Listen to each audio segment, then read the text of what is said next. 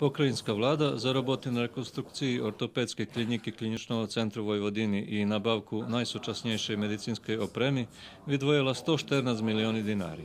Všetky roboty zakončені u najkraćim terminu i tod objekt už sljedujućого tižnja bude u funkciji.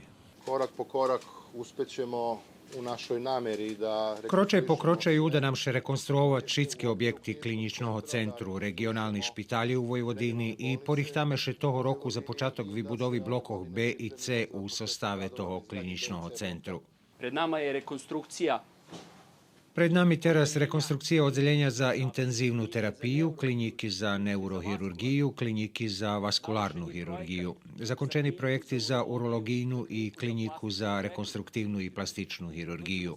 Všetko počneme robiť z toho roku, len musíme stroho provadziti s tempo robotov, bo klinični center nješme prestať robiť. U kliničnim centre u ceku i intenzivni roboti na oddeljenju za abdominalnu, endokrinu i transplantacijnu hirurgiju, a tiž i u oddeljenju za sudsku medicinu, toksikologiju i molekularnu genetiku, co, jak hvarel pan Mirović, ljem počatok velikih investicija do Kliničnog centra Vojvodini, dodavajući, že u prethodnih 2 rokov do te oblasti uložene veće jak 5 milijardi dinari.